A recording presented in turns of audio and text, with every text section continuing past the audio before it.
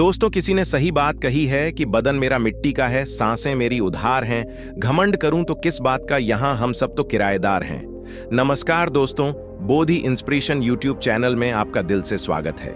ये कहानी एक योद्धा के जीवन से प्रभावित एक मोटिवेशनल स्टोरी है जो आपको अपनी जिंदगी को देखने का एक नया नजरिया सिखाएगी। बहुत समय पहले की बात है।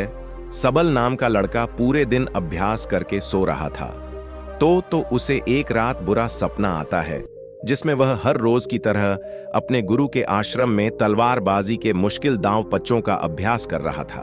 उसका अभ्यास अच्छा चल रहा था, लेकिन जैसे ही वह एक ऊंची छलांग लगाकर जमीन में वापस आता है, उसका एक पैर टूटकर कांच के टुकड़ों की तरह बिखर जाता है। उसकी ऐसी हालत देखकर सभी लोग डर जाते हैं, लेकिन एक रहस्यमय आदमी बड़ी शांति से उन टुकड़ों को इकट्ठा करने लगता है जिसने काले रंग के जूते पहने हुए थे। सबल घबराकर नींद से जाग जाता है।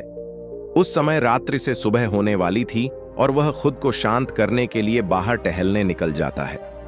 कुछ देर चलने के बाद वह एक पुराने घर के बाहर आकर रुक जाता है और उसके बाहर पेड़ के नीचे जाकर बैठ जाता है।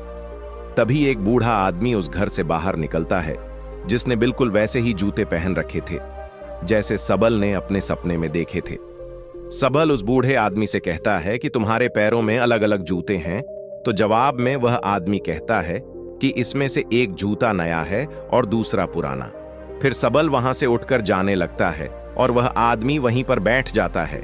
लेकिन जब अगले ही पल सबल पीछे मुड़कर उस आदमी को देखता है तो वह आदमी उस घर की छत पर पहुंच चुका था, जो कि आश्चर्यचकित कर देने वाली बात थी, क्योंकि एक बूढ़े आदमी के लिए बिना किसी सहारे के इतनी जल्दी छत पर पहुंच जाना असंभव बात थी।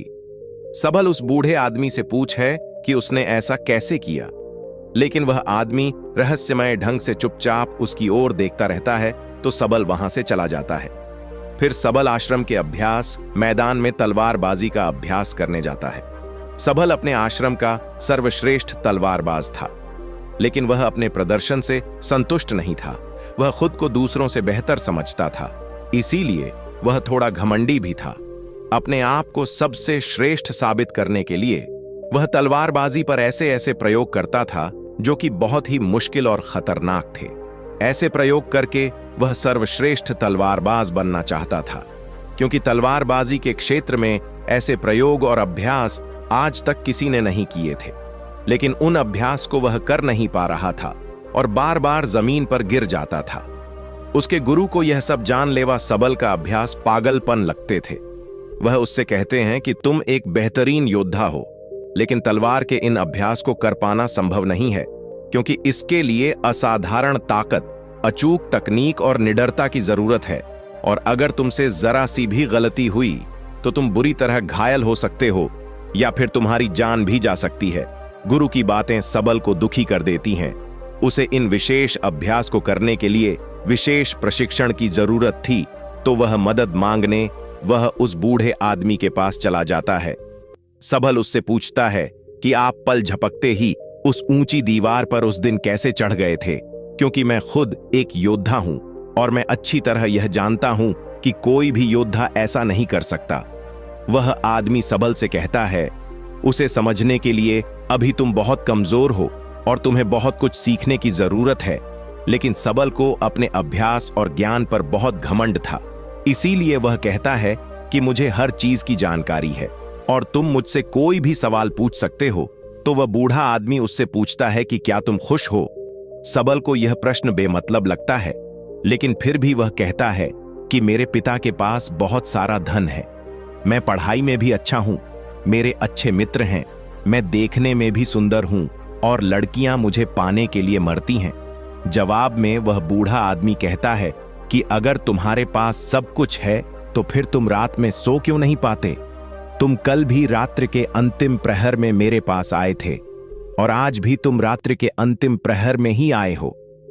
उस बूढ़े व्यक्ति की रहस्यमय बातें सुनकर सबल उसकी तुलना दुनिया के महान दार्शनिकों से करने लगता है और उसे दार्शनिक बाबा के नाम से ही बुलाने लगता है। उसके बाद वह आदमी पूछता है कि अगर तुम देश के सर्वश्रेष्ठ तलवारबाज की प्रतियोगिता का हिस्सा न होते तो तुम क्या कर रहे होते। यह प्रश्न सबल को अंदर से हिलाकर रख देता है, क्योंकि उसने सर्वश्रेष्ठ तलवारबाज बनने के अलावा और कुछ भी नहीं सोचा था। पर उस बूढ़े आदमी ने यह सवाल पूछा, क्यों? सबल को लगता है कि वह आदमी सनकी है, इसीलिए वह घबराकर वहां से चला जाता है और उसे भूलने का प्रयास करने लगता है। अपनी रोजमर्रा की जिंदगी की तरह वह दोस्तों के साथ मजे करता है, नशा करता है और लड़कियों को आकर्षित करके उनके साथ समय बिताता है। पर इसी दौरान अचानक सिर्फ एक पल के लिए वह दार्शनिक बाबा उसके सामने आ जाता है, जो एक इशारा था कि सबल अपनी हरकतें सुधारे। तो सबल दार्शनिक बाबा से मिलने उसके पास चला जाता है। उन दोनों में थोड़ी बातचीत के बाद ज्योति नाम की लड़की खाना लेकर आती है, जो कि उस बूढ़े व्यक्ति की मन है बोली बेटी थी। फिर वह दोनों खाना खाने लगते हैं तो सबल अपने मुंह में खाना ठोस नहीं लगता है और जल्दी जल्दी खाने लगता है। लेकिन दार्शनिक बाबा कहता है कि तुम्हें अपना खाना आराम से आनंद लेते हुए खाना चाहिए। वह कहता है कि तुम्हारे अंदर बहुत सी गलत आदतें हैं और अगर तुम मुझसे प्रशिक्षण लेना चाहते हो तो आज से ही तुम्हें मित्रों के साथ बेमतलब घूमना, नशा करना, मांस खाना, गलत काम बंद करना पड़ेगा। लेकिन सबल को अपने प्रशिक्षण और अभ्यास पर बहुत घमंड था, तो दार्शनिक बाबा उसे कुछ समय के लिए घुटने मोड़कर खड़े रहने के लिए कहता है।